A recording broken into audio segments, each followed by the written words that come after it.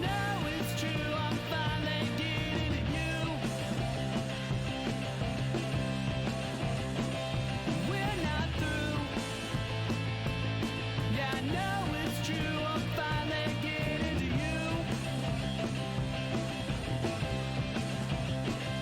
You can run, you can hide, but inside, I'm finally getting to you.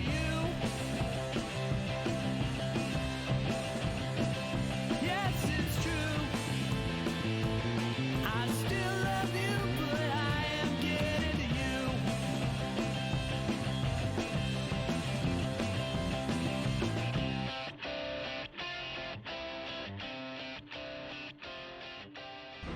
Stand by to initiate release sequencer. On my mark. We're on express elevator to hell. Going down. 2, 1. Mark. Welcome back to the Resupply with me, guy next door. Me, still 1/6 of the world champions, DK. And me, Than. Yuck! I don't even want to keep Oh. going. You've Oh, ruined you it. got 11 more months of shit talking. Oh, damn it, Brisbane! Insufferable. Look, we're bringing you your tainted double tap of all things Space Marines and Laserforce gloating. Hello, nice humans in chat. How we doing? Nice to see you guys. Hello to you two. We got a full barn. We have a full house. Full barn. Yeah, the resupply is here in force. Kadama, 37 Lights, months, lights. bro. Lights. I think there is a lot of people that have been subscribed to this channel longer than one of the hosts has. Oh, definitely. I skip months all the time because I forget or something. No, it Other random accumulates. shit. It accumulates. But yeah, I wasn't talking about you. Yeah, definitely right. not. Damn right, Kadama. Yeah, I mean, DK, Steve-O would never, ever talk shit about, the current reigning champion. Yes, I would. Fuck those guys. He definitely would. Yeah. He 100% would. Yeah. I want to wipe myself with your championship belt. I don't really. I love you, belt. I miss you. I want to hold you again. Cool belt. It is a cool Hey, belt. I can't touch it right now either. It's in a highly secure facility in Cedar City, protected by Mormons. dogs and bees. Oh. And dogs that shoot bees out of their mouths and they bark. Nice to see you. Nice to see you guys. Than, welcome back. It's been a long time since we saw you here in New Zealand last week. Fuck off. Fuck off. Regardless, Apparently our humor was not appreciated by all. yeah. We'll just leave it there. But yeah, it's nice to see you, bro. I was thinking about just as I came into the chat earlier, and I was like, I think we haven't done this with you since obviously just before Nats, I think. So Yeah. No, it's been. I was out of the country. yeah. Yeah. We had a couple of old school shows with just me and Steve-O because DK was traveling, and then you guys were doing, typical 2-person, recap pods while stuff was there. Intermittently. Yeah, intermittently, so that made sense. Yeah. And then we were the week before last when we were supposed to do it, Steve-O decided that going back into the hospital was cool, and It is cool. and not doing a thing, and then last week I was out in the Columbia Gorge exploring. So yeah, Which is a cool place to be. It was disagree. pretty. It was definitely fucking awesome. That's super fucking great. That's so. rad. Ducky with 38 months. Goodness me, we're so close to a hype train level 1. It's nice to have you back home with us. And by home I mean America, not Auckland. Oh, Troy getting us there. Troy getting us over the line. Thank you, bro. Appreciate it. Nice one, Troy. Baden, how about them All Blacks? Honestly, I forgot the game was even on until I woke up at like 11. And then I went to watch it, and I saw the final score by mistake, and then I was like, oh, I'm real glad I didn't watch that train wreck. Holy shit. Worst All Blacks defeat in their history, which was What? awesome. Oof. Yeah, they got beat by South Africa like 35-7 or something. Wow. Which is you watched the game, it was Wow. rough. Yeah, it sounds pretty rough. And I had a look at the oh, Jen, 18 months. Let's. Still impressive. It's yeah, like honestly, it doesn't bother me that much because it's a World Cup year. I'd rather them lose a game now than lose a game in the World Cup, and they kind of need to be brought back down because they got away with a couple of things. Anyway, this ain't no rugby podcast. This is bullshit. You distracted me and shit. Lucy, We're good like that. feeling the shittiest today since you came here. Yeah, an emotional episode again. Plus, your roommate woke you up at 3:40. Yep, classic. You're having a slight allergic It's all reaction. about that from hospital music. life. That sucks. So yeah, for the vibes and laughs, hopefully we could give you some laughs. Hopefully. Insects. You're not supposed to have insects or reptiles or anything. You're afraid of all those things. We've got them. They're just not gonna murder you when you sleep. Yeah, well, that's something, I guess. Yeah, You don't yeah, have yeah. snakes, so that's something. No snakes, no venomous things. You know, it'll get you. Troy, and hope Anna has a good day at her birthday party. I'm pandering the chat here. We'll get to some Laserforce related stuff shortly, but You always pander to chat. This is not anything Yeah. new, shiny, or different. love me, chat, love me. Make more lights go boom. Well, let's go. Boom. That's the Wow. best way I've ever heard a content creator go. Like, smash that thumbs up, like and subscribe, make lights go boom. Right. So, we obviously went into we covered. I say we take off and nuke the entire site from orbit. We covered a bunch of stuff last week. Well, not really a bunch of stuff. We did an overview recap pod of Yes. Nats last week, which I think you Very high got to view. do. There were so many things we started to talk about, and kind of I want to put a pin in it because we could dedicate more than like a passing comment or two to some of the things we were talking about. Oh, we got like 4 months of content here just from talking about that 1 week. So we're gonna Strap milk in, it for all kids. it's worth. Yeah, we're gonna milk it till the udders run dry. Put And that in then, your memory bank. and then we're gonna milk it some more. That's Yeah, that's you're because that's what uncomfortably this show squirm. does. That's what this But- show does. At least it'll be laser tag content, so we're not gonna like torture you with another rewatchables or something stupid like that. Yeah, talk I about mean, the All Blacks or whatever. We could. I mean, it's well within spec for us. We could. I mean, You never that's gonna happen at some point, but like probably, hopefully, not till the new year. But yeah, I'll do a quick health check. You guys good? You guys had a okay week? You doing all right? You doing okay?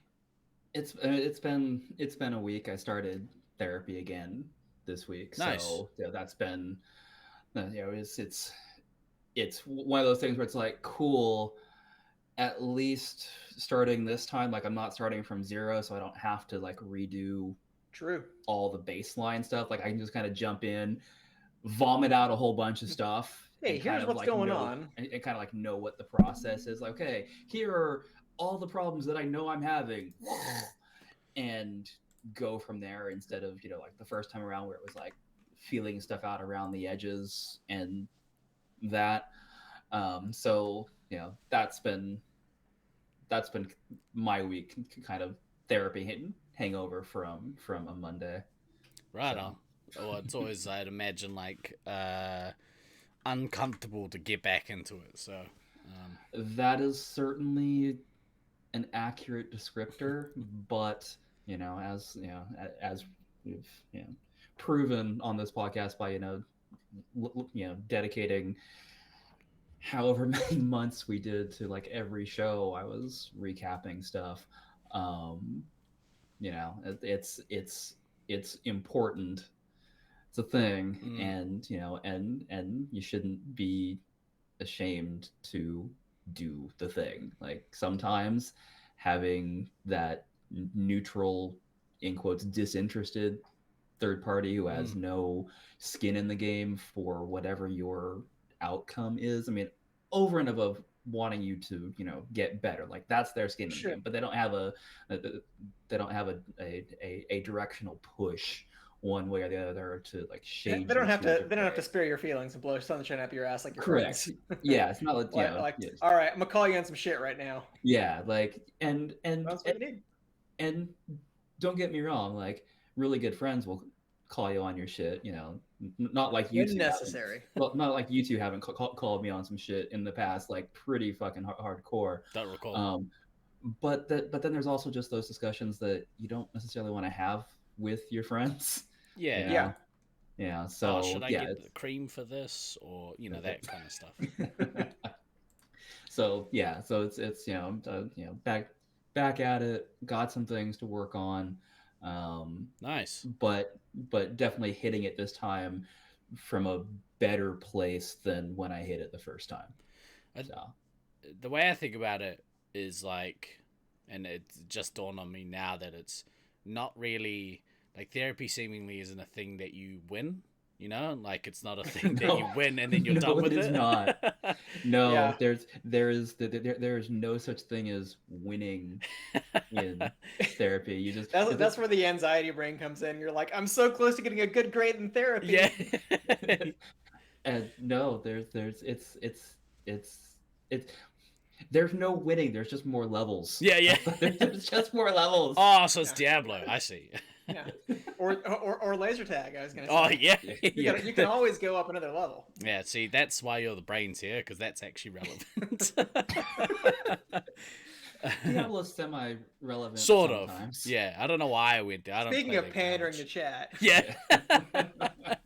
Well, that's all seemingly positive, bro. We obviously, we are all for self-improvement here. Yes. However that looks. Go to therapy. Get your gallbladder out. Take care of your health. I mean, if you need to, not just for funsies. I caught one of my scars on my shirt as I was taking it off, and it and so. Ooh. Yeah. Sounds awful. Yeah, no, it's not fun. I don't think nothing that's I like about that sentence. No, that sentence was fucking terrible from start to finish. Like there was no good there whatsoever, bro. Well, obviously, we'll take some time whenever you need it to kind of yarn about it here, but also obviously, yeah.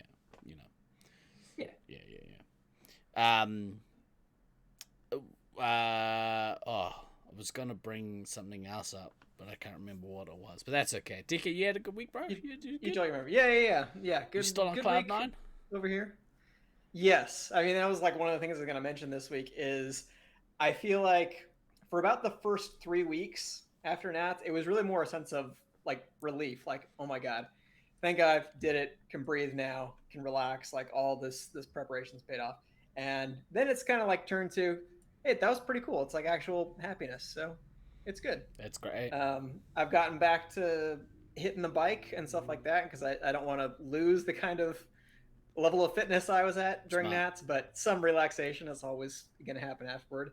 But I thought I was so smart the other day because I was going to go out before it gets too hot because it's still the ungodly hot season in Sacramento. So I'm just like, it's fine. I'll be back by like 9:30, 10 a.m. No worries. Going along, suddenly my bike's making a weird noise. And I'm like, oh, that's not so good. I'm like, it's a little wobbly. Shit, I got a flat tire. Hey, no problem. I always pack my bag.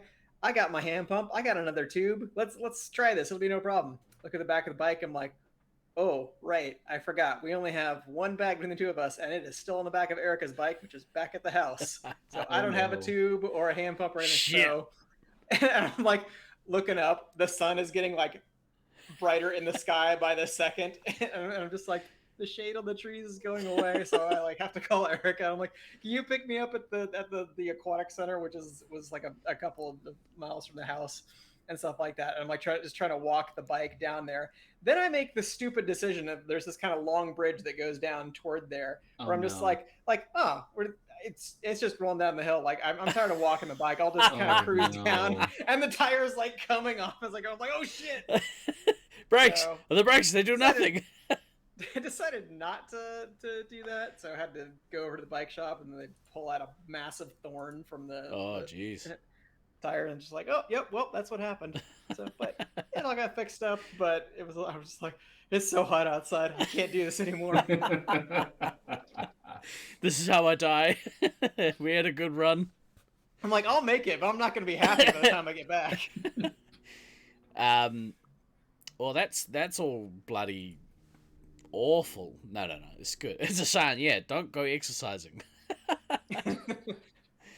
That's good, man. That's good. I went out last night with my lovely wife. We went to a bar opening in town for a bit of a date because someone from the disc golf community is opening a bar in town, or has opened a bar in town, and they were like, Nice. hey, we've got the media coming, we want to pack the place, first 15 people that comment on my post will get their food comped. And I was like, ooh, food. Free food.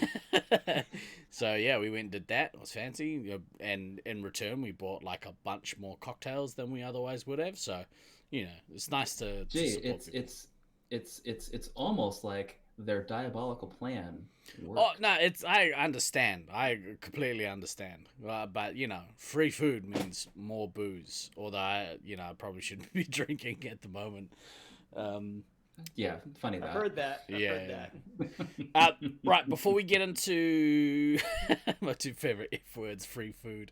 Before we get into our Laserforce related content, I wanted to really quickly shout out to the Loveland Laserforce channel, !LLT. If you head over to if you head over there, Luke aka Mischief has started a podcast. Yes. Yeah. That's like another podcast. They have like a whole podcast network. I guess you do more than this. You Not do at the other moment. content. But they're not podcasts, I guess. Yeah. What's the T for? They got Well, a whole- Loveland Laser Tag is what the center is called, but they call their channel Loveland Laser Force. But LLT was the shorthand. None of your business is to answer that question. But check. So Luke has just done a podcast with Odin's Fist talking about like the 10 scout tips for SM5. Go give their channel a follow if you want to hear good content. I inspire people? Nah, this got nothing to do with me. They create a lot of good content over there. As part of the Rapid Fire, what's it called? Rapid Fire Entertainment. Sure. Yep, it's part of Rapid Fire Entertainment, which is a large Laser Force conglomerate. It's basically like a media company. Go look at it. An aspiring empire. That's right. Rapid Fire Competitive. Thank you, Konama. Appreciate you. But Because we did no research. yeah, I made 2 notes this week. Neither of them were about that. Well, I didn't know we were supposed to take notes about that. Let's talk about Nats, baby. Let's talk about you and me. Let's talk about all the good things and the bad things that happened. Let's talk about Nats. Let's talk about Nats. Jump in anytime you want, fellas. That was amazing. No. And I know you had no notes, so that was like even better. You know that was off the cuff because this man don't do show prep. Yeah, there is no possible way that DK or I could have elevated that any higher than what you brought it to. Oh, so I go, let's talk about Nats. Let's talk about Nats. And you go, a little bit of Nats. That's how you elevate. If one of you had done that, I would have lost my shit. But Well, yeah, but I'm just not Both nearly too good enough white. improver for that kind of thing. Yeah. no rhythm. Damn it. Guilty as charged. We Cowbell though. So we played a tournament recently. I don't know if you guys know this. Laserforce Really? Internationals 2023, Auckland, New Zealand. It was pretty good. a pretty good time had by most. We did the standings last week. This week we were going to talk a little bit more in depth about I think we were gonna do the good, the bad, and the ugly. Yeah. We're Type we're layout. gradually like zooming in. Like we did the big overview last week. Now, we're gonna go one more level in and give kind of a more, I guess, generalized overview. It's not just talking about results and stuff like that, but Yeah. actual impressions. And then probably in future weeks we'll maybe get down to talking about some very specific content or particular games or something that happened during the week. I do want to talk about tactics at some point. Whether that shakes out today or not, we'll see. Do you want to kick us off? That's probably not a today conversation. Yeah. Future Who knows? conversation. Hashtag all 24. Let's just get it all out of the way. No. No, I think my holes will leak at some point. That's we do that. probably more information than anybody. Hey, look, needed. I'm a sharer, okay? I'm a sharer. That's how it's a place to share. All the holes. Yeah, I mean, I don't think you'll ever hear Mischief say that on his podcast. We'll see. Don't know. Depends on the guest. True. You wait till I go on there. I'm going to leak all over that podcast. All right, so let's, do you want to kick us off? Wait, who is you? Yeah. Come on, host. Who are you calling? I mean, I'm looking at we you. talked all last week. Oh. On specific. Which way is he? Hey, Than. You want to kick us off? Yes. Okay. I do, actually. Don't The worry, bad, we'll edit that I out. wasn't there. I wasn't there. Yeah. That was the bad. That was 100% the bad, and it was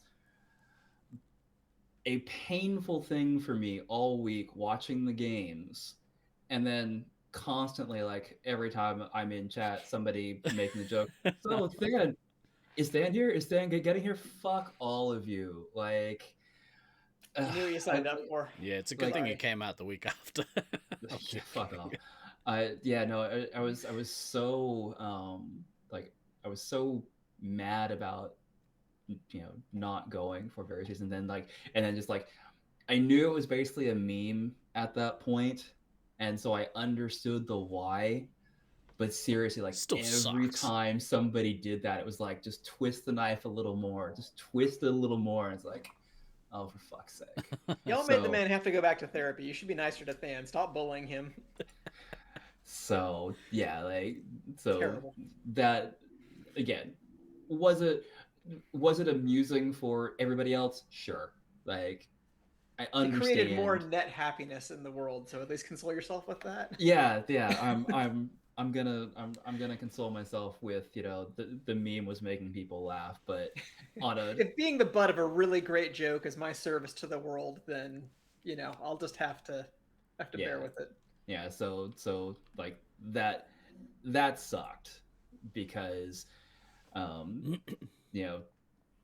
seeing the quality of the games and just seeing how everything was eventuating out was just like you can immediately transition that as to the good of, oh my god, there were some fucking amazing games.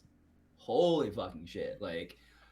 Watching some of watching some of the games, watching some of the things turn on just a knife edge, and oh, what the fuck just happened there? How did this go? How did this game go from super even to, well, that team's fucked? There were so many moments of that, and some unexpected ones.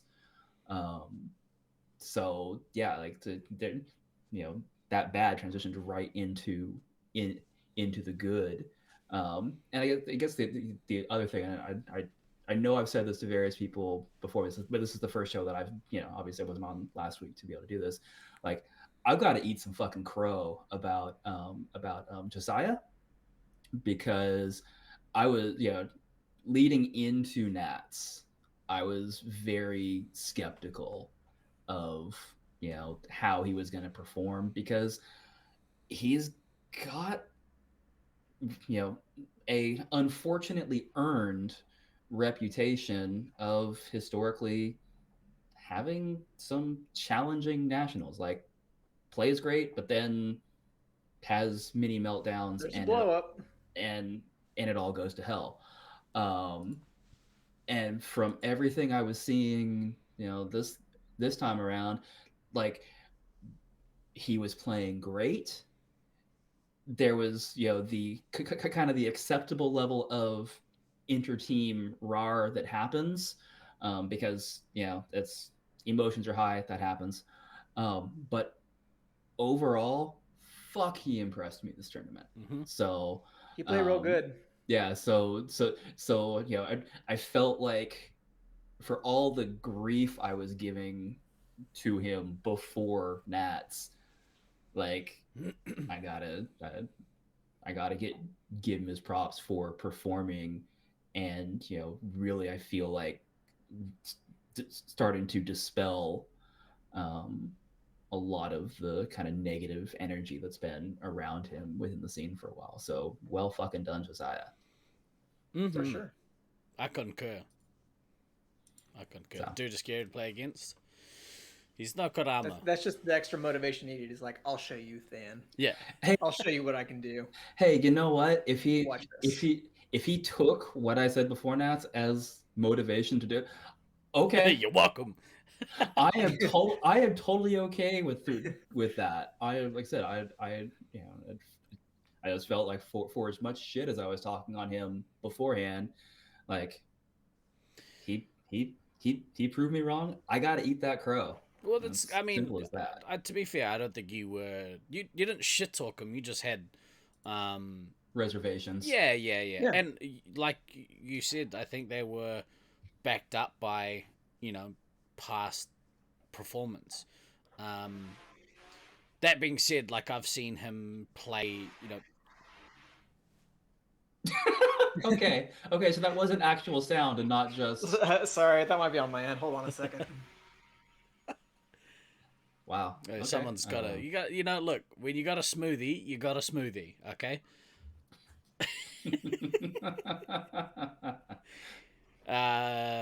What kind technical difficulties? Please stand by. What kind of smoothie did you order? Right, so I don't know. Whatever I was saying, probably not that important. Yeah. I'd seen him play like in Colorado, and that I think we had talked about it on a show in the lead up to Nats that your reservations were based on Josiah that you hadn't seen play for quite a while or something. I can't remember the way that it was worded, but I think it was just a combination of things over the years.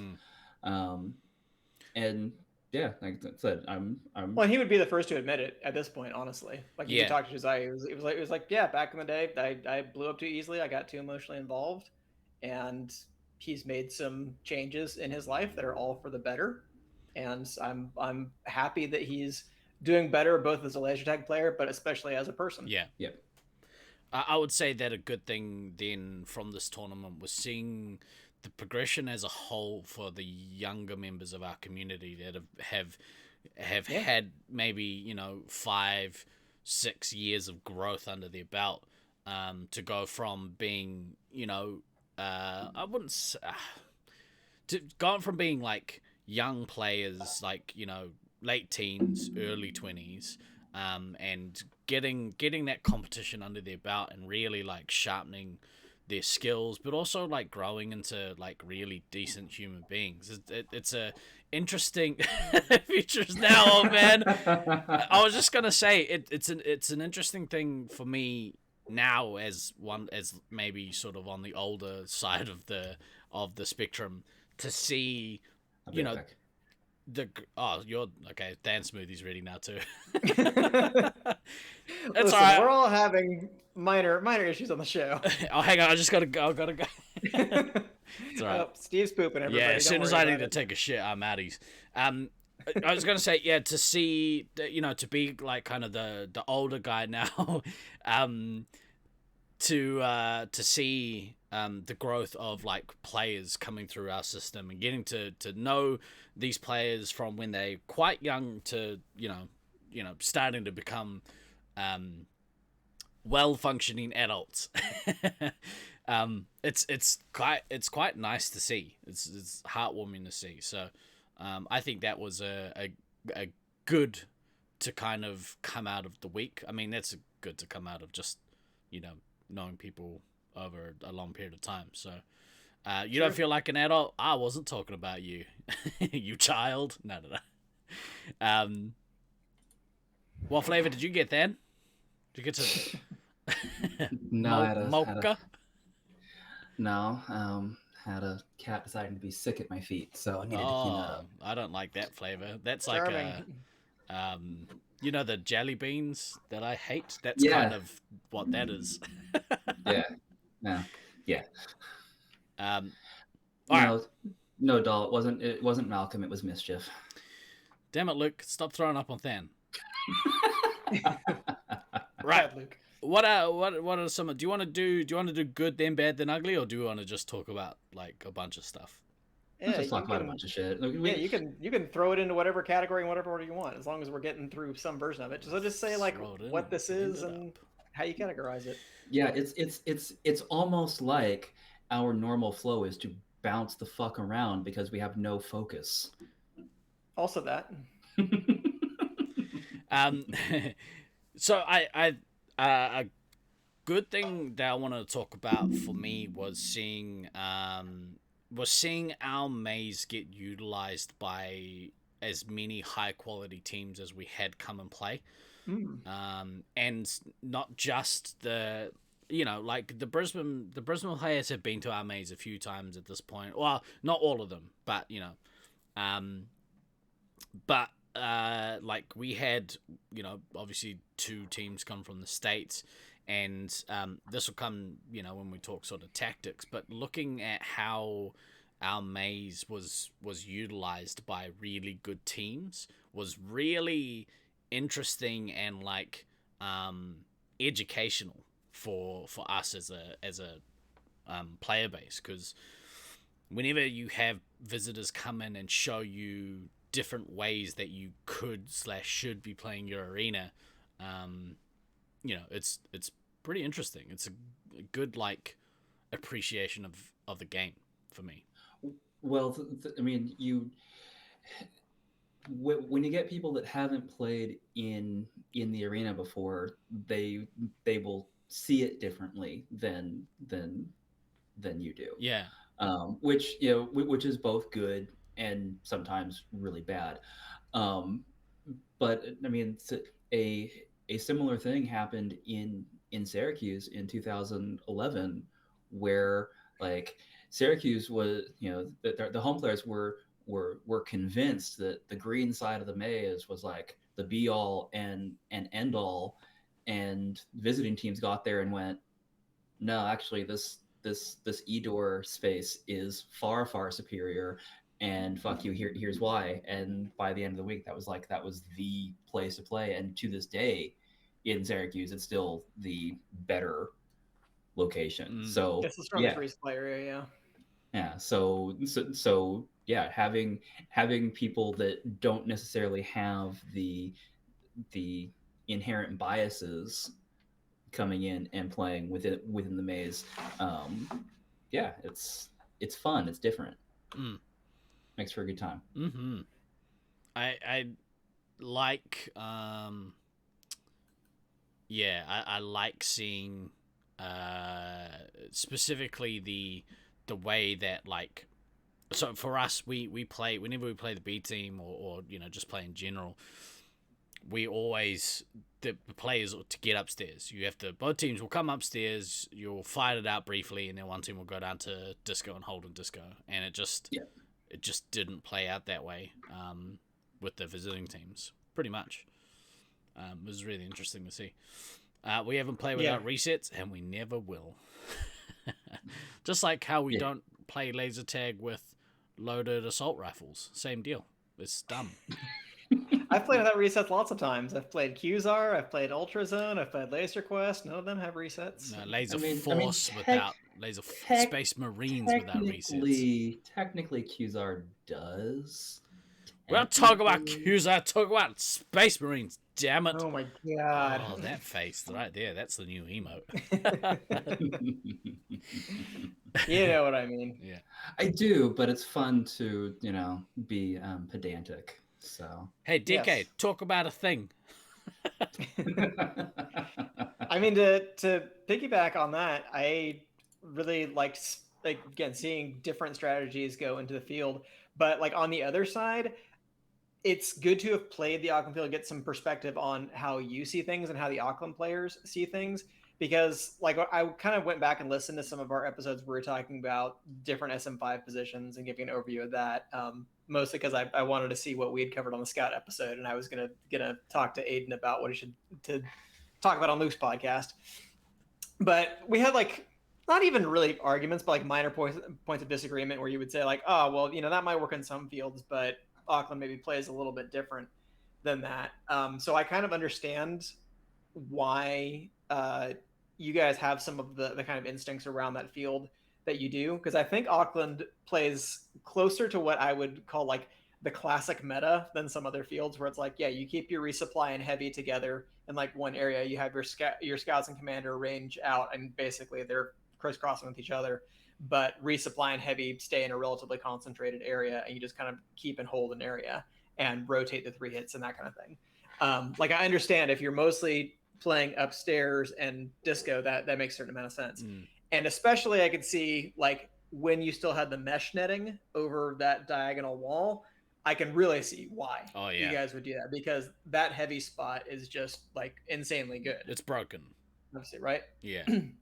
Yeah, I think it's a positive change that you guys made, and it makes it so the field is more interesting and there's not just one area, but it's I understand a little bit more of what the perspective is. It makes it like more translatable. So with that heavy spot, the way that it was, you can't necessarily take that gameplay and put it in another arena and have it work the same way. Right. And if the game was just okay, well, the heavy stands there in the crow's nest and is able to pick people off wherever they are,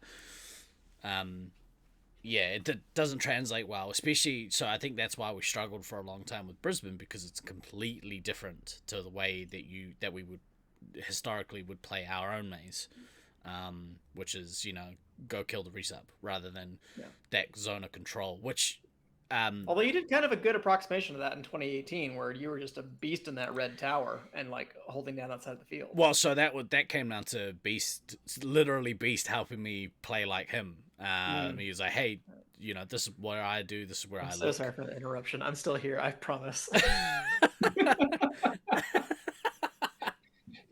Today is just a weird day where apparently none of us can stay on camera like we're supposed to. It's the animals' fault, bro. Oh, because we're dog sitting this weekend, and okay. And Ida did not like the sound of the blender going, so my door came open because she pushed it open, and then she wanted to go back out. So, but it was interesting to see how that gameplay could translate to our arena. So, for instance, when you guys made the switch to I'm going to talk about it now. When you guys made the switch to like essentially controlling the entire downstairs, it was huge. Like if you have 4 capable guns floating and essentially controlling from the almost like 3/4 of the maze, so for all the way from red base to blue base, all through disco, half of underneath, which we'll probably start calling the prison. Shout out Lucy's artwork, it's pretty fucking awesome down there. So halfway through the prison, and then all of green base essentially.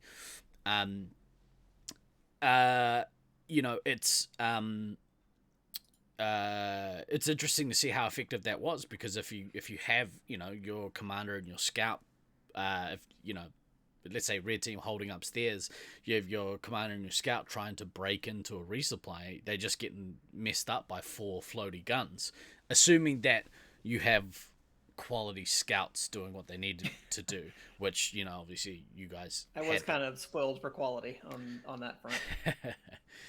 Funny that. Yeah. Right. Yeah. What else you got?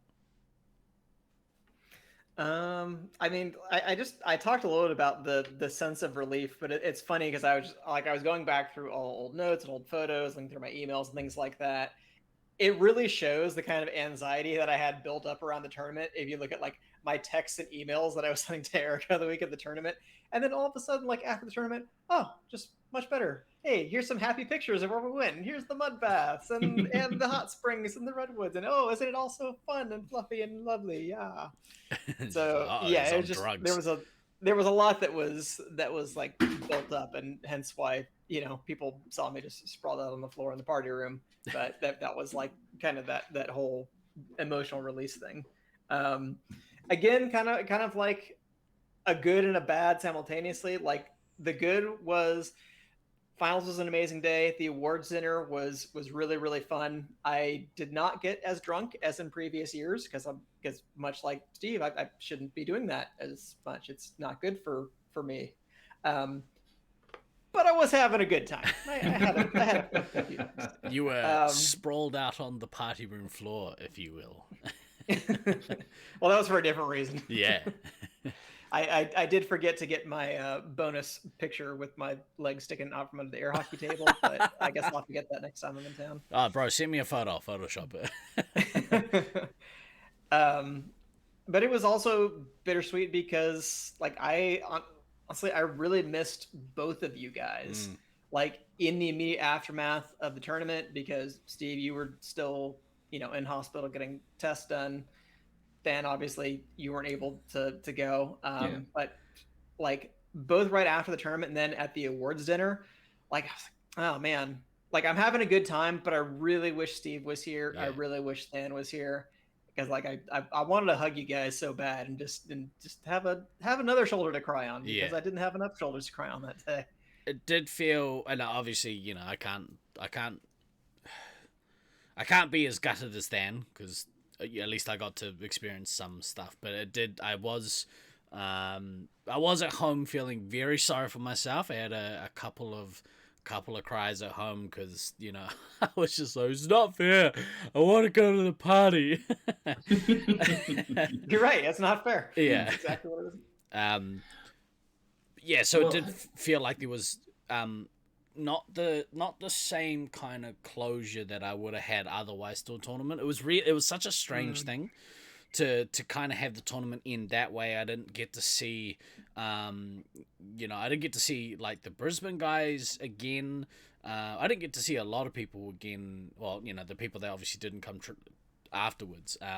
Obviously Thunder.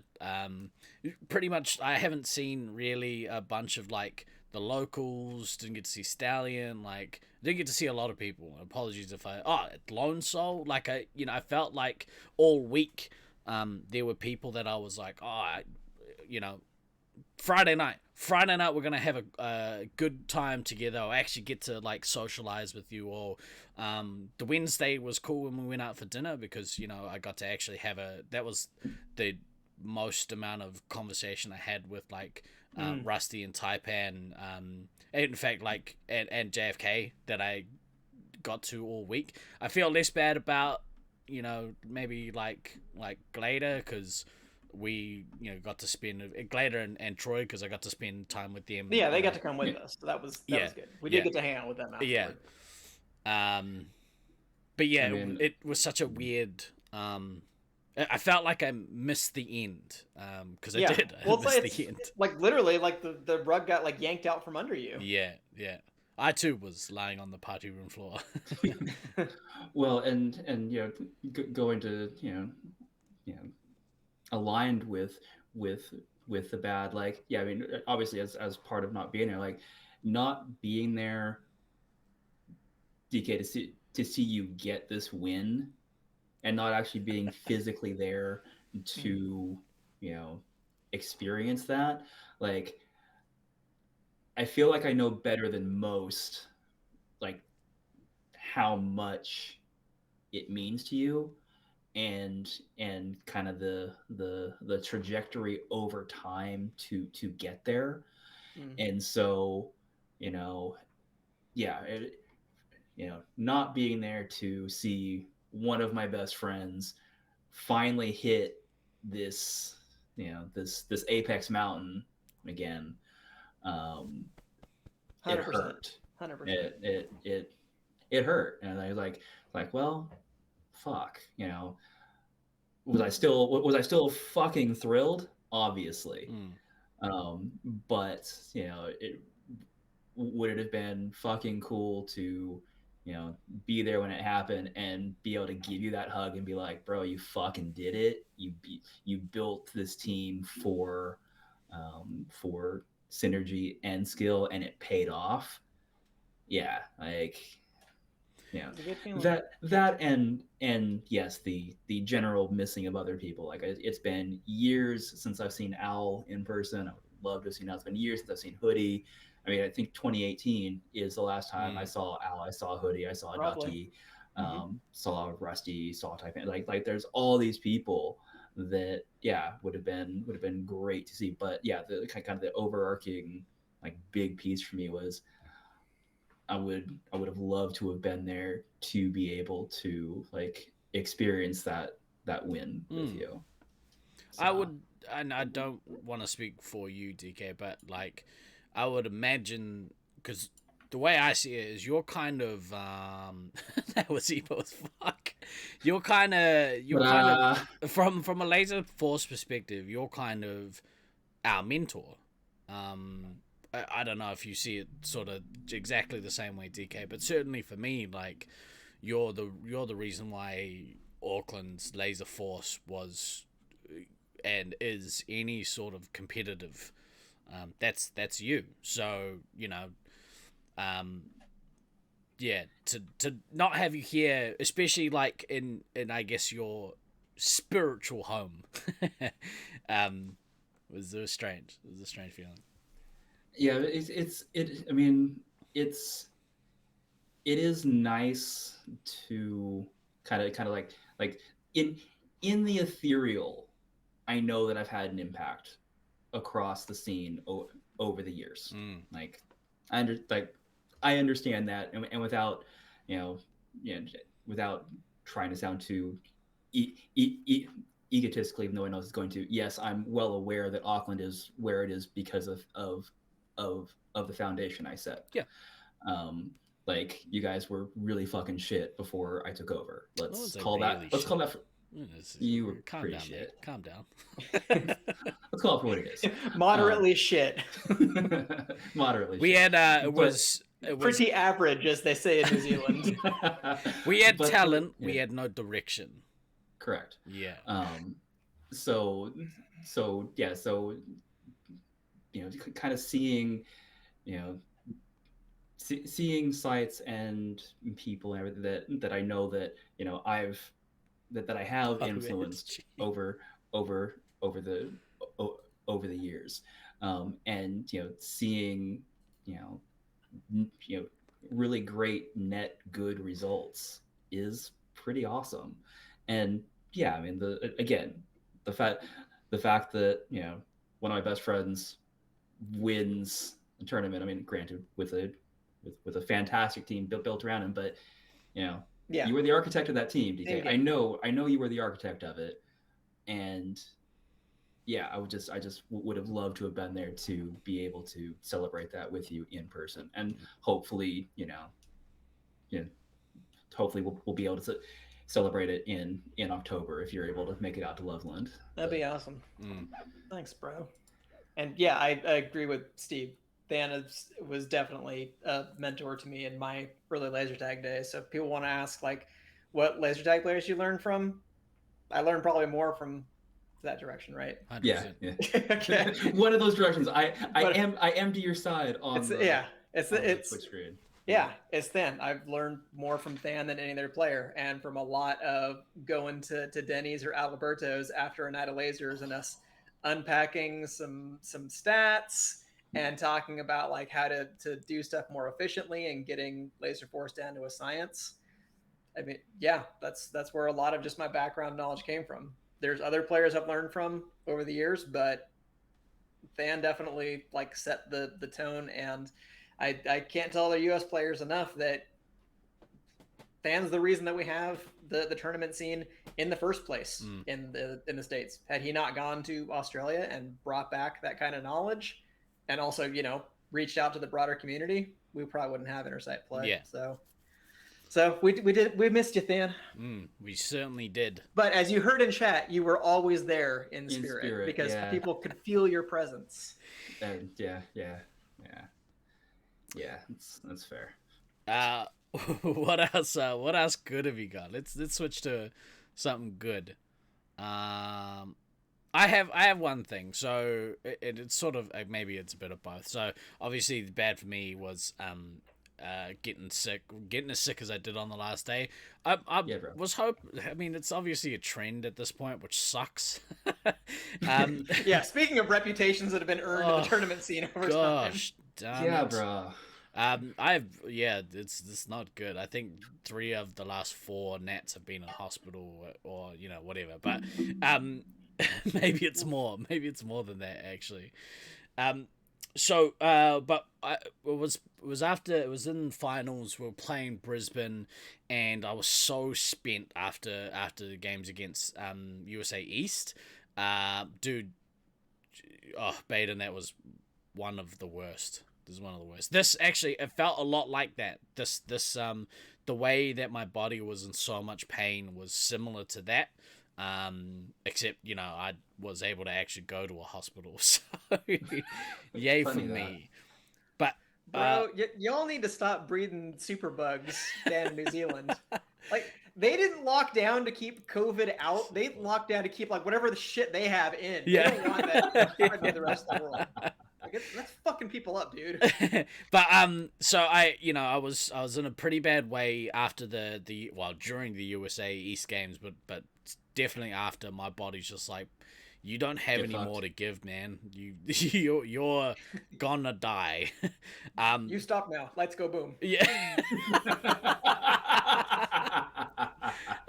Somebody clipped it before. It is gonna. Jen clipped it before. It is making its way onto the soundboard. Just FYI.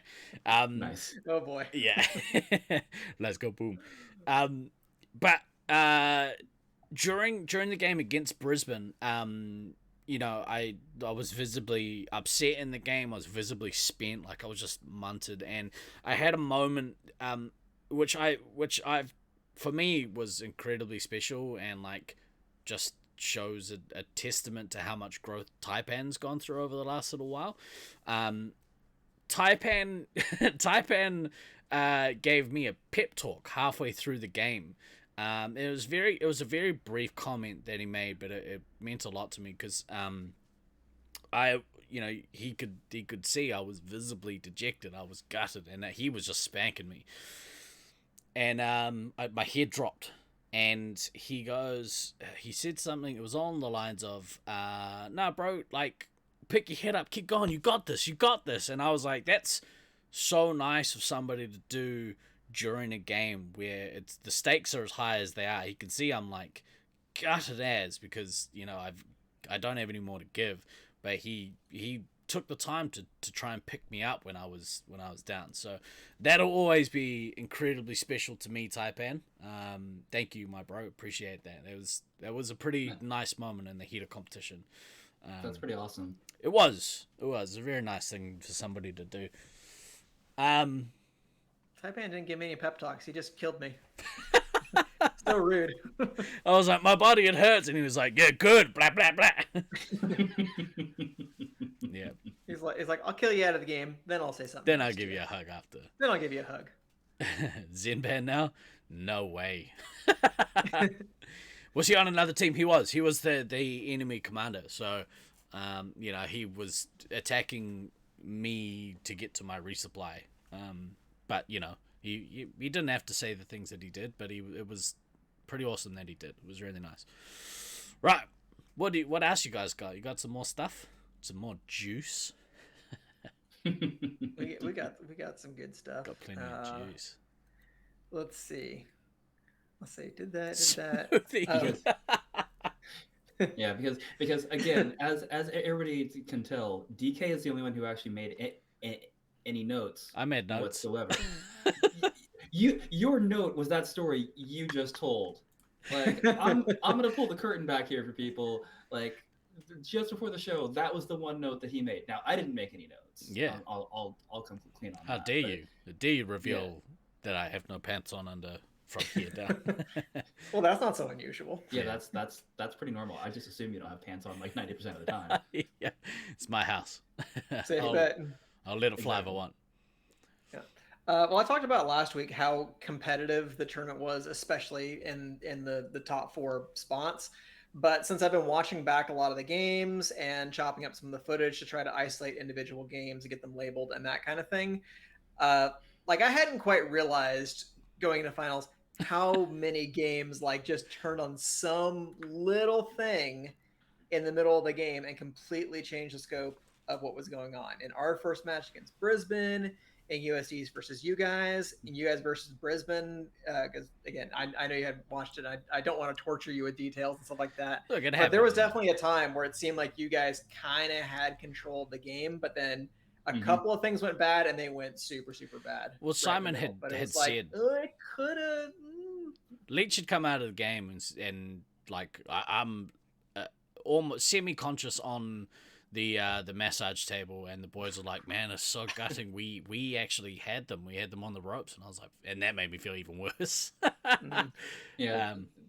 Yeah. That was definitely like definitely watching like that sequence of games, especially at the end.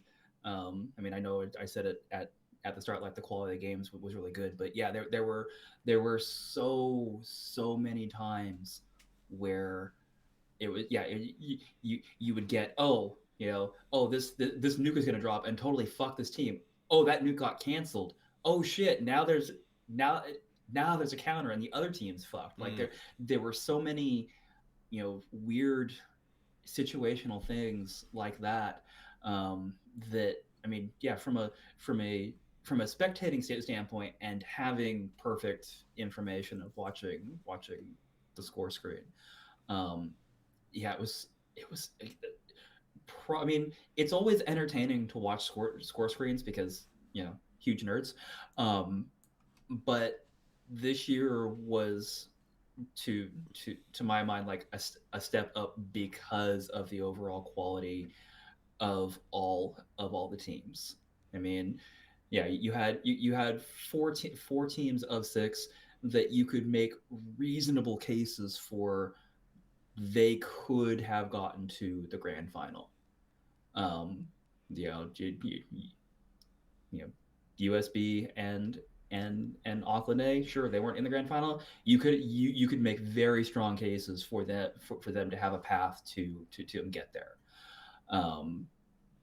Yeah, I agree. Oakley-ish and Auckland B, not so much, but like even Like those were still good teams. yeah, It's just the other 4 teams were great teams. Yeah. So yeah, it's exactly. like, but against just your average like SM5 team on a social night at any given site, Auckland B and Oakley-ish would have wiped the floor with them. Yeah. They're really good teams. Yeah, I agree. Yes. The quality was insanely good, and we only had 6.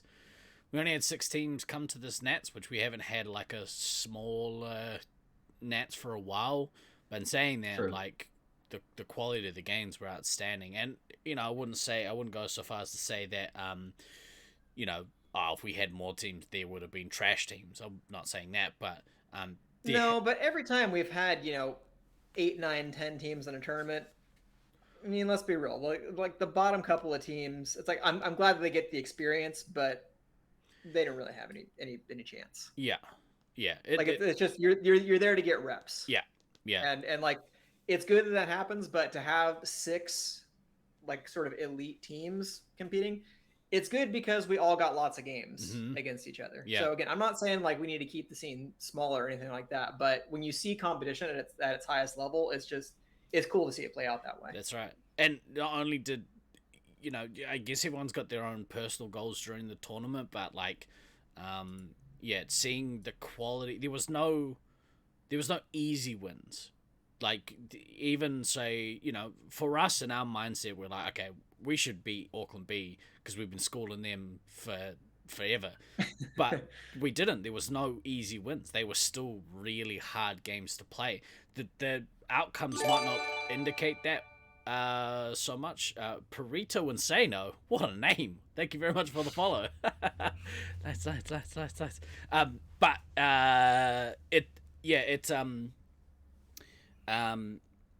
the scores don't necessarily reflect how hard those games were. So they were quality. Yeah, all games were quality, and they were all fun. I didn't have many games that I can think of during the week that weren't fun to play. Yeah. I've got one more good thing. Nobody got 0 pointed. Damn right. Love it. After having been on a team that's been 0 pointed, that is not an experience that I want for anybody ever. It's not fun. Fucking terrible. And for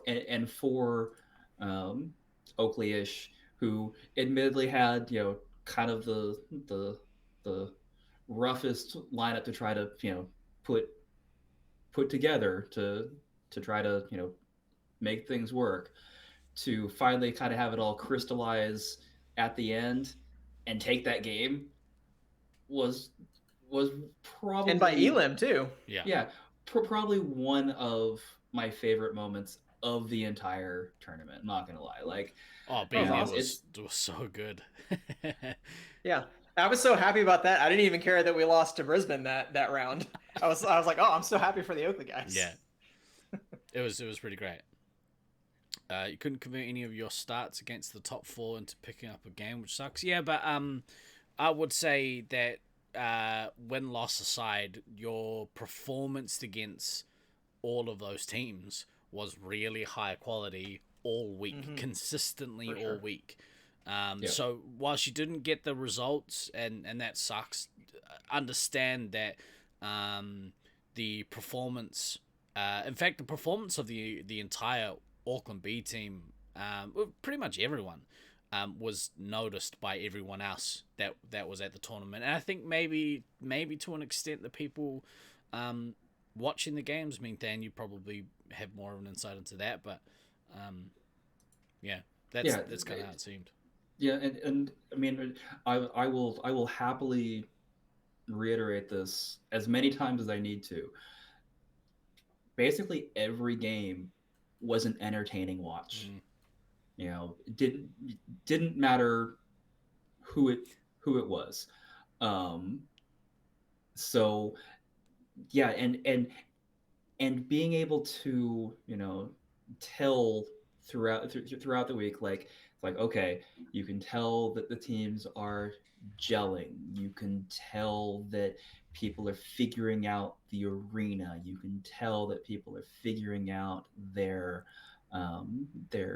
overall strategies and what works and what doesn't. You can, and like that was actually pretty evident in watching the games. And again, so many of these games just got turned on, you know, weird small little moments, and that is, I mean, that's the Auckland Maze for you. It punishes small mistakes exponentially. I feel like these same 6 teams with these same 6, you know, with the same lineups in a different maze. Put these 6 teams into Sacramento's old maze. You end up with some different results, because Sacramento's maze was a little more forgiving for certain types of errors than Auckland's maze. Right. Maybe. Would Sacramento's maze still punish you for mistakes? Of course, every maze will punish you for mistakes in its own way.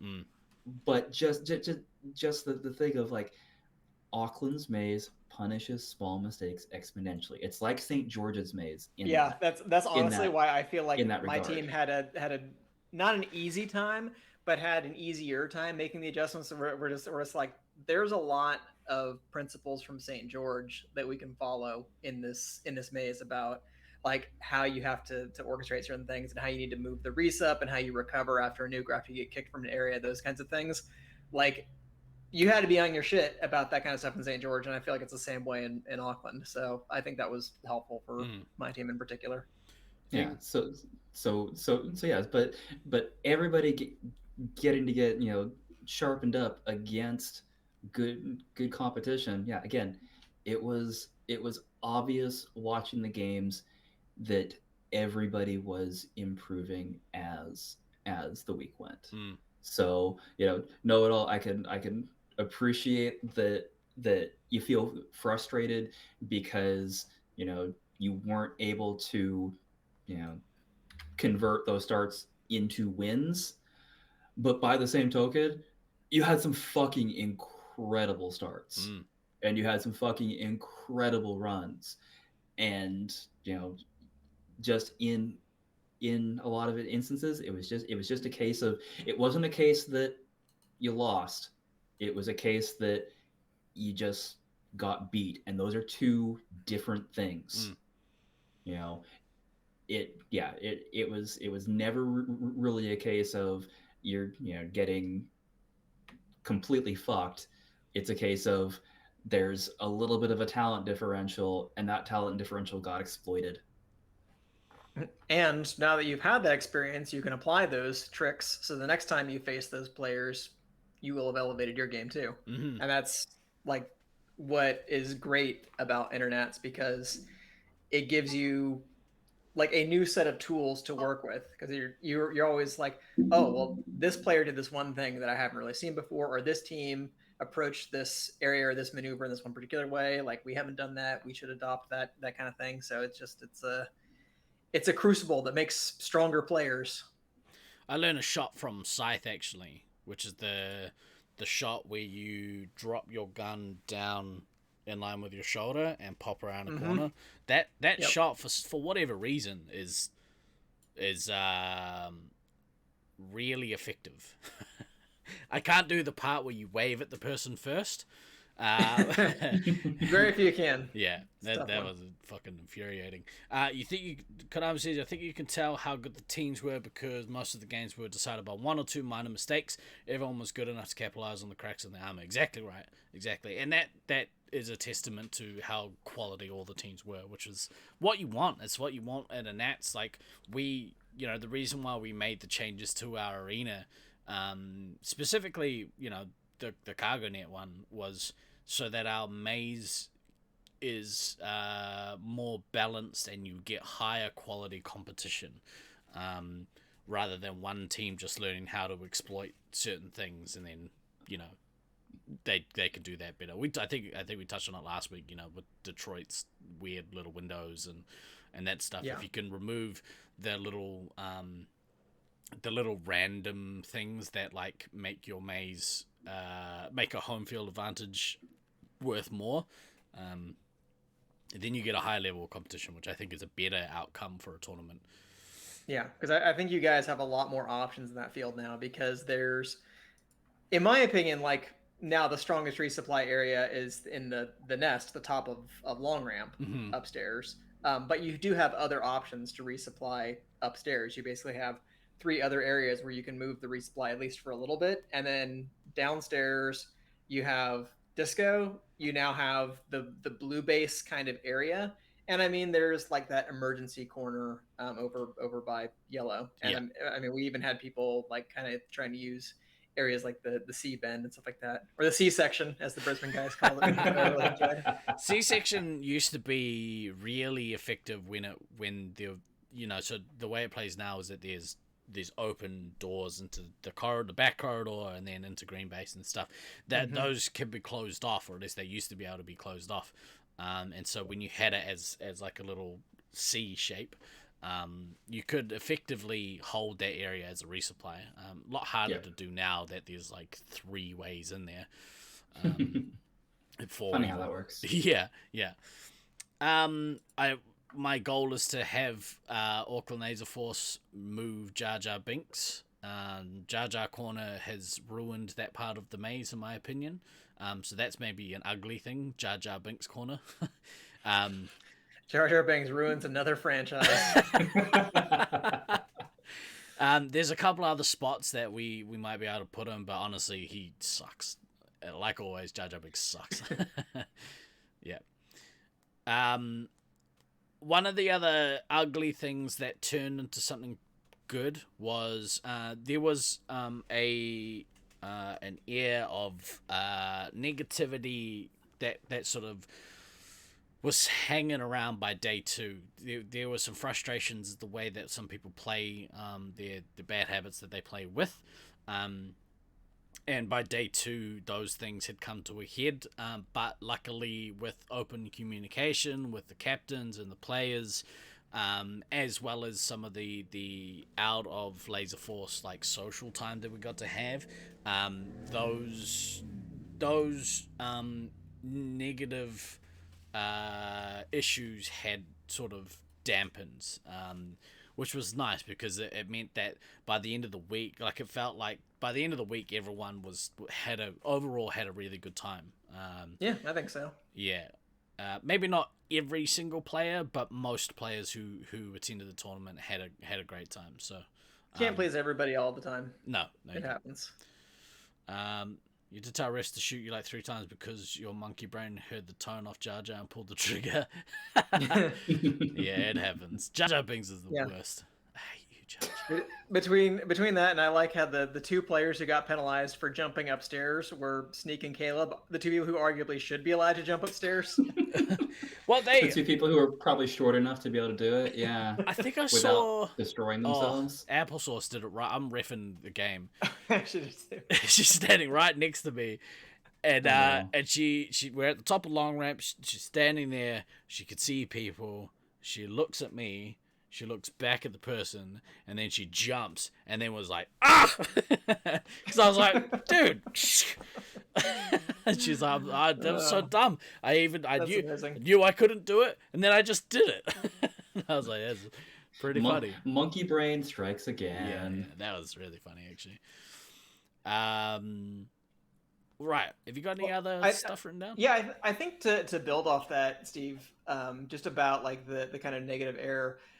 Like one thing I think as a community that we should work on overall is a word I think that we need to excise from our dialogue about the game is cheating. Yes.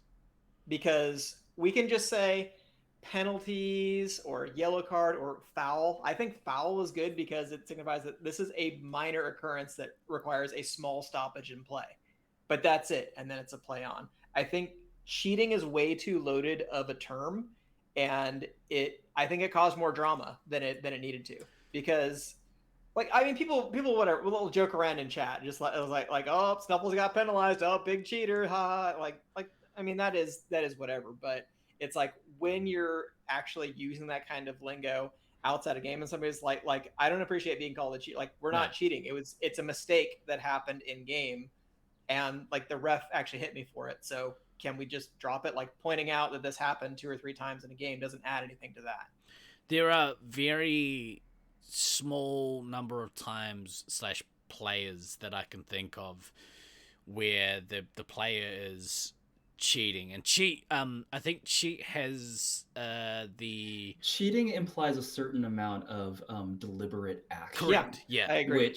Which I don't feel applies to most. Like I would say 99 times out of 100 when somebody gets penalized, it's either some sort of like motion of fire thing where it's an inadvertent shield, or you didn't realize somebody had set that track, or it's something monkey brain stuff. That particular or your monkey brain. Yeah. It happens. That's usually why I get a penalty.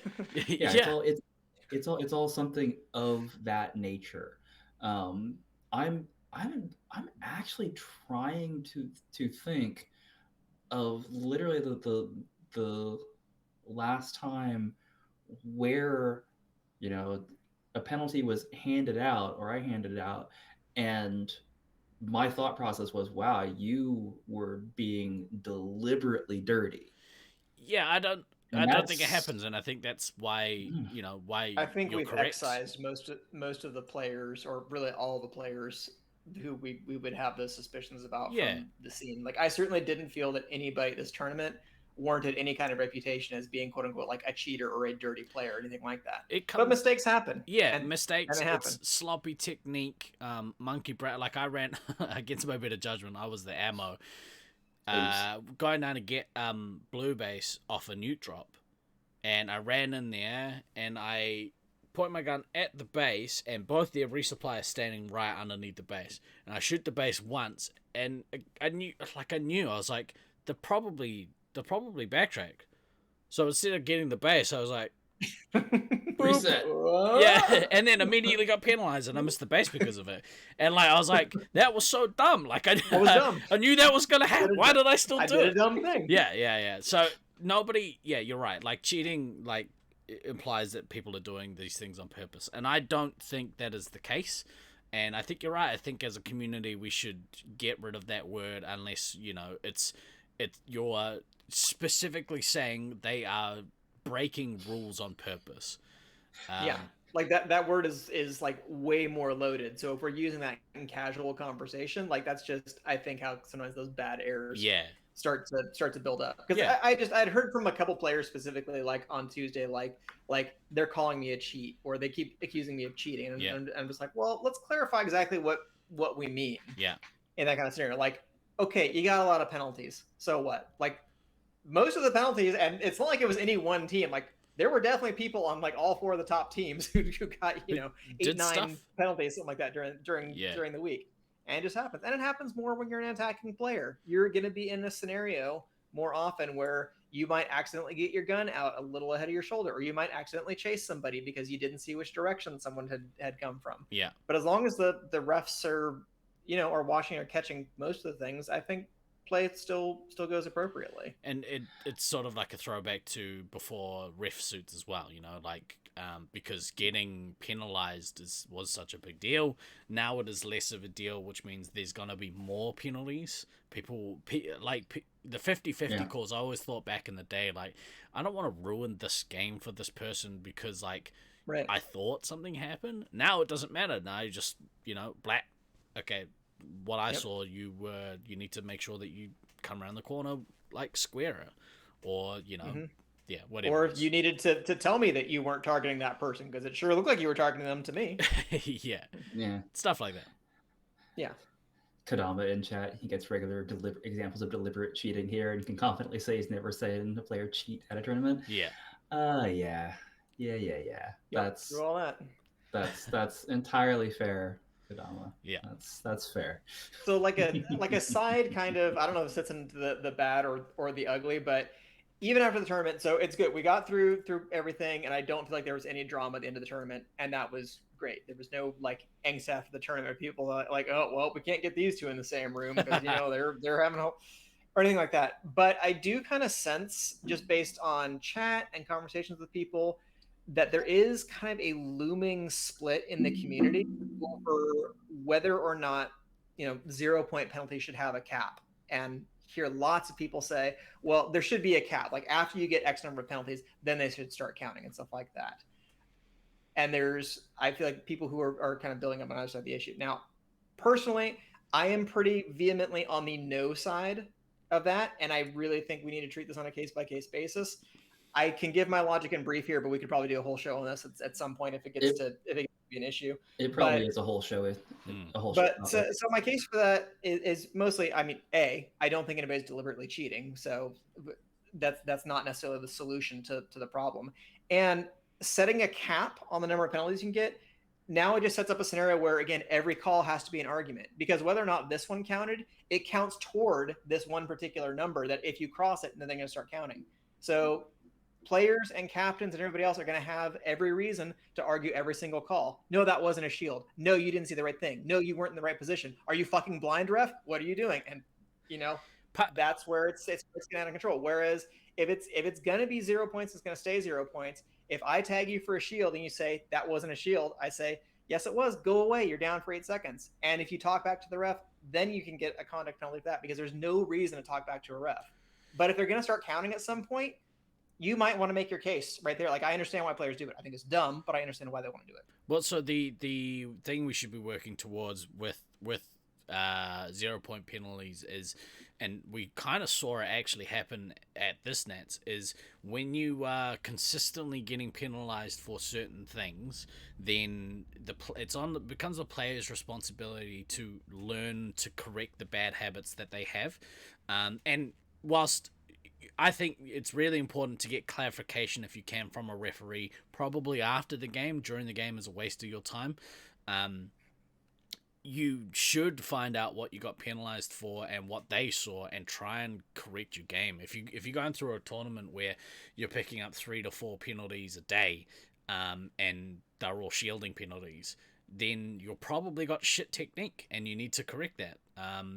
And there was actually like a large contingent of players that I saw making a concerted effort, which I was I was stoked for and proud of, that they were able to take feedback on board and actually fix the things that they would do. Like going from here to here, it's such a huge thing. Like, but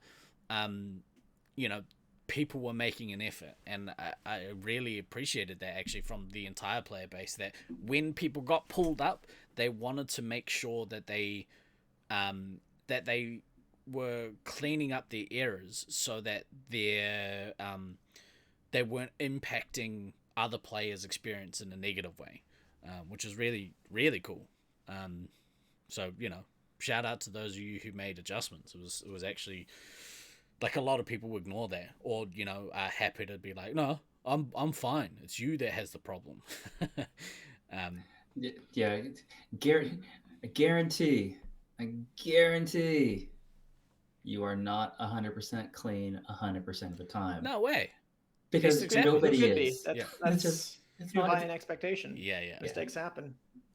That's a good way to approach it, Troy. In Brisbane, when you penalize someone, you go out of your way to explain to them what happened. I do the same thing. If I get someone, I'll be like, okay, this is what I saw. Now, obviously, as players, as player referees, we're also not perfect 100% of the time, but we can explain to people why I thought there was a penalty. Or if you fuck up in a game, you'd be like, oh, sorry, you're actually clean, don't worry about that one. And that's the extra advantage of having the 0 points, is that ref mistakes aren't as critical as they otherwise could be, because you never want to be in that kind of situation where it's just like, I didn't chase, I know it wasn't a chase, and the ref gave me a penalty, and now we have this 1,000 points, and that's why we lost the game. Like, it doesn't matter. Yeah, just get rid of that shit. Yeah. Cool. Yeah, that was. Yeah, I think that was mostly it. I don't remember if there's anything else I was going to say, but yeah, that's mostly it. That's my case for why I would just say leave him at 0 points unless there's really an issue, and if there really is an issue, then talk about it. Like we did. We had a secondary captains meeting, and it basically got fixed after that. Yeah. So hang on. Mm-hmm. Are you telling me that clear and effective communication is the solution to most problems? Funny that, isn't it? Just saying. Huh. Yeah. I would say we touched on it last week, but a good thing to come out of the tournaments that we've had, having somebody there to give people the hurry up in between games is invaluable. And get yourselves a Kelly. Yeah, get yourselves a Kelly. Also, get yourselves a good commentary team, but also be open to other people having a crack if they want to turn. But good commentary as well. I was watching a game earlier, and just having Scott talk through the game is quite good. It's so good. Yeah. Yeah. It makes it so much. I'm so glad that 3 out of 4 of the games that we played against Brisbane in finals that he commented on. Yeah. Especially the last one, because it just made it so much better. Yeah. And because he was able to, and he was like faithfully switching in between camera angles upstairs and downstairs, and we caught so much. Yeah. In that last game, and I'll have something more to say about this probably at the end of the show. I think that might be now. Yeah.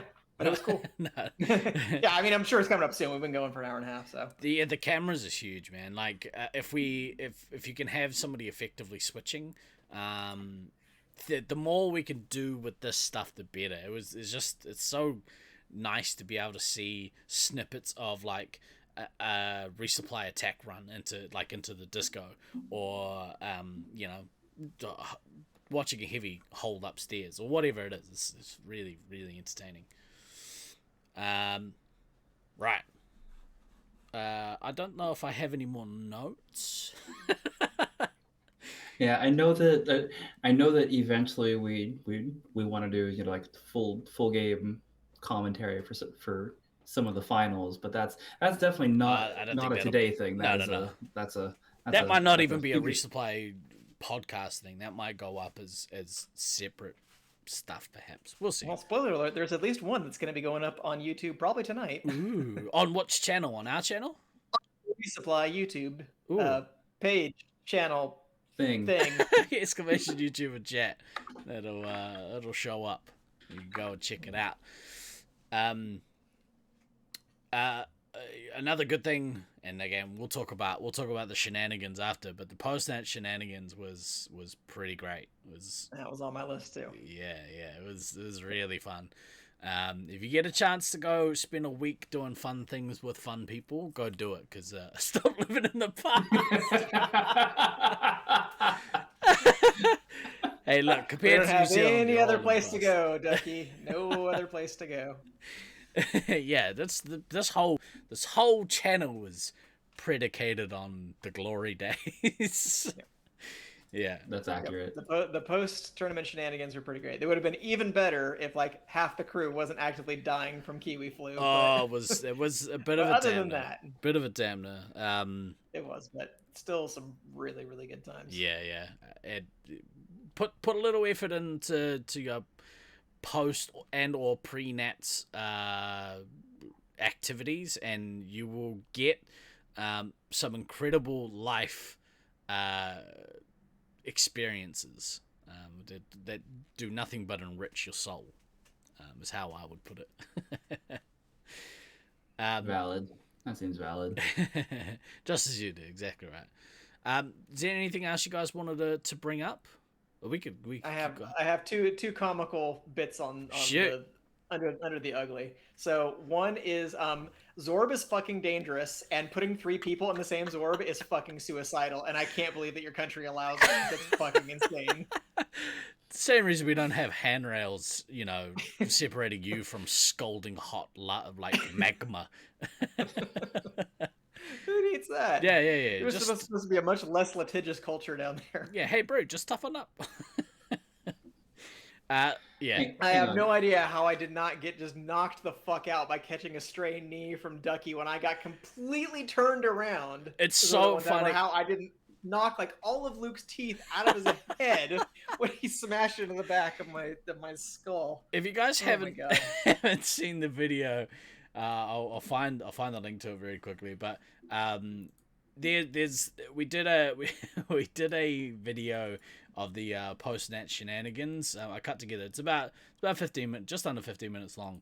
Yeah. You can check it In out. that scene where I'm coming out of the Zorb, I'm only playing it up about like 5 or 10% there. That was legit how I felt. It's so funny. Like I put the whole uncut section of that Zorb right in there. It's the entire thing, and you can like the whole thing is like hectic. And at the end, like after you and Luke smashed heads, the only thing you can hear is you guys going, oh, and Ducky laughing hysterically because the amount of joy that he was going through.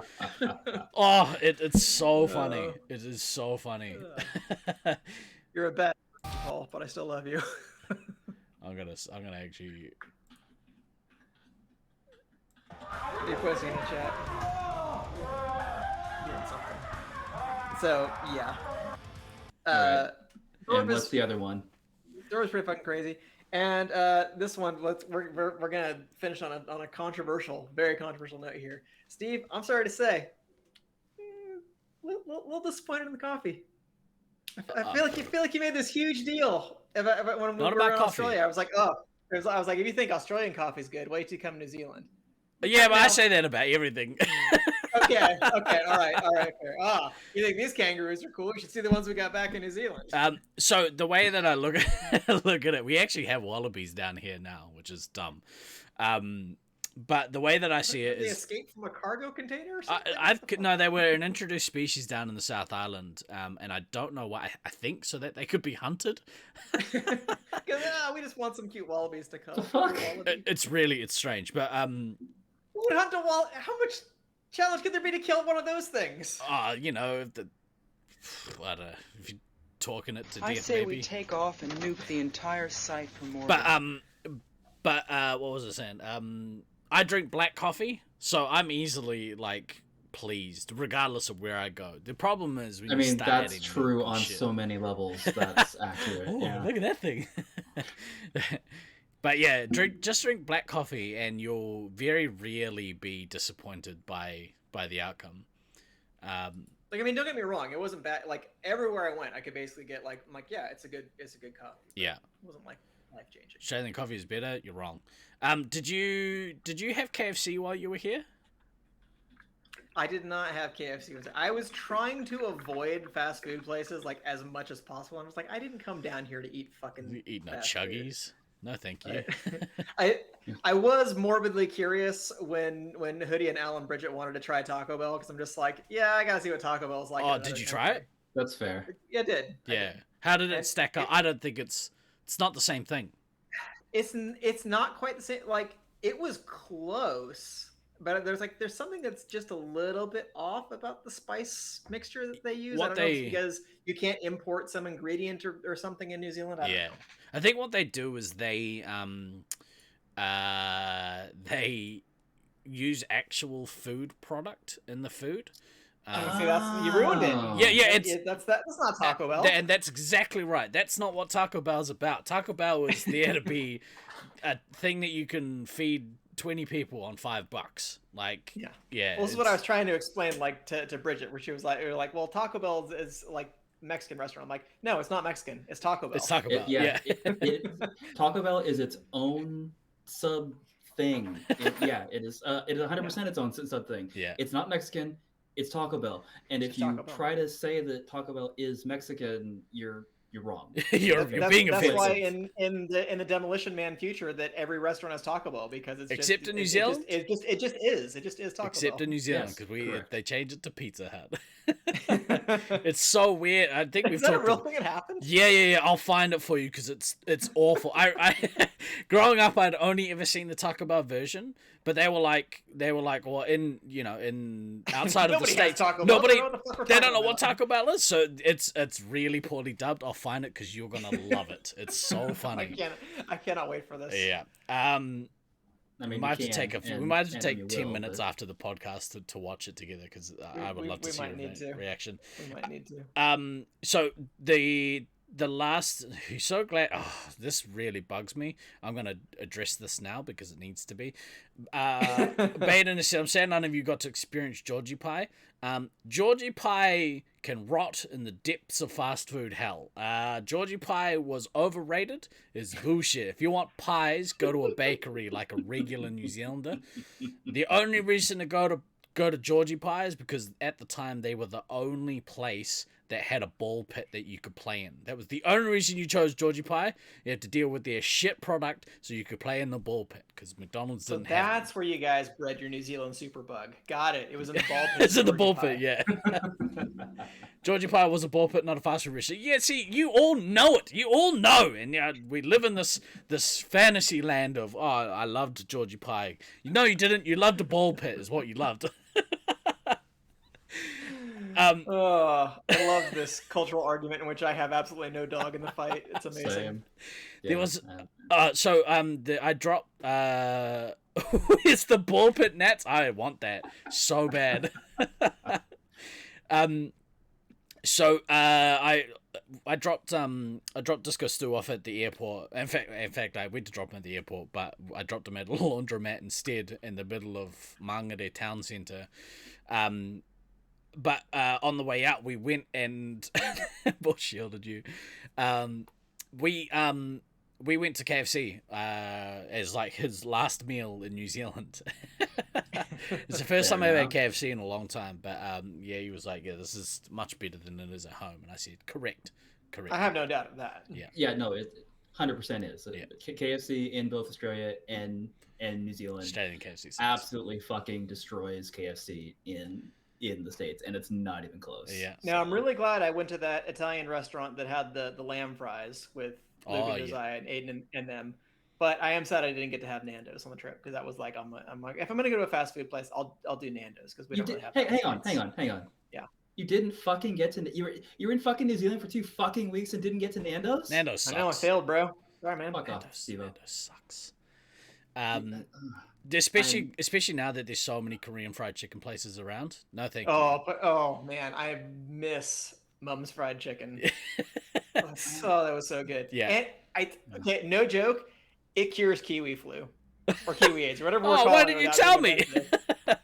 Because I started feeling like I was feeling kind of bad on that Saturday after the tournament. So all I did was go over there, got me a spicy chicken bowl, and just went back to the hotel. And I ate it, and all my sinuses opened up, and then I passed the fuck out for 6 hours. And then when I woke up, I had messages because Aiden and Dallin were like, "Hey, somebody needs to let us into the hotel because you kept the key, you jackass." But I took a 6-hour nap. I felt like $1 million after that. Nice. I miss you all. That is definitely a bad thing about Nats is that it has to end. But we'll do our best to keep the feelings alive over the next month or 3. Or 6. Or 6. As long as you guys are willing to come back and let us live in the past, much to the chagrin of Duckman, then we'll keep living there with you. He says that. But we that's why we kind of have this podcast to hopefully give you some of those vibes that you get when you get to sit in the same room across the table sharing some stack of Denny's pancakes or some other garbage that they make and just talk. You get 6 months of Nats recap and then you get 6 months of Nats hype, and that's just the way that it works. It's in a perfect world. Fuck you, COVID. You jerk. Yeah. Yeah. Like we'll be back next week. We're gonna keep going on the Nats hype train until the next one pulls into the station. The White Tiger restaurant we went to in Rotorua, killer, absolutely killer. Go there if you're in the area, if you can get a table. That's so random. If you have enough people in your party to make it They were like, that place ain't for amateurs. It's incredible, actually, legit incredible. But we'll be back. I'm on the mend. I'm gonna try and start doing some more content. I don't think Wednesday we won't be streaming, or if we do a stream, it might be a Lucy birthday stream. We're gonna go out for dinner for Lucy's birthday. Hey, happy birthday, Lucy! Yeah, and then Thunderdome will be on a Thursday, and then we'll be back next week with some more Nats recap magic for you guys. But for this week, this one right here that we're currently in, I've been Guy Next Door. I've been DK. And I've been Than. Than's actually here, ladies and gentlemen. You'd be real happy to know that he's actually here with us. Oh, where's Than? You know your birthday on Thursday? Yeah, Thursday busy. Can't do Thursday. Always remember to backtrack, kids. We will see you all next week. Ka kite anō. Enjoy the rest of your weekend. Peace.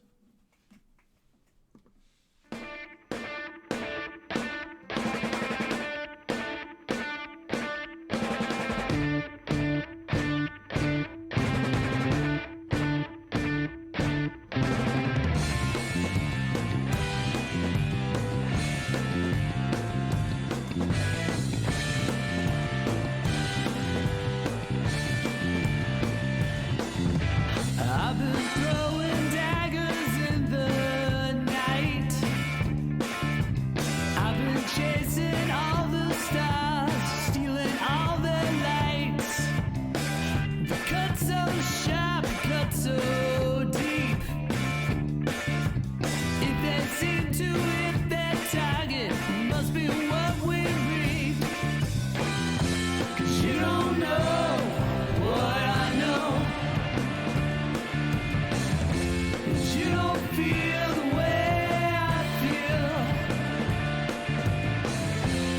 all these places I wanna go.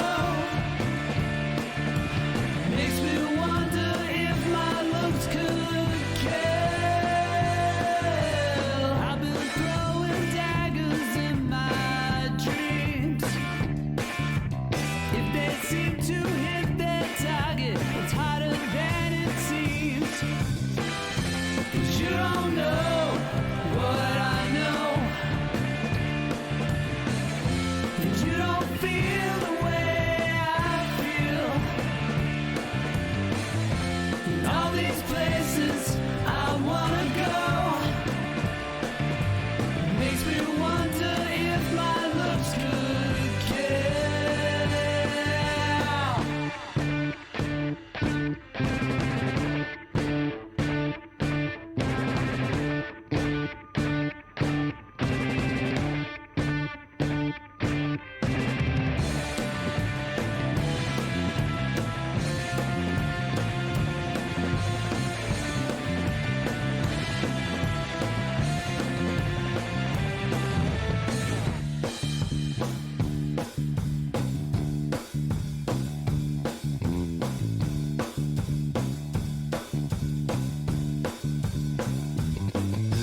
I'm a well-known stranger, walking my own path. Gave up all my mysteries just to get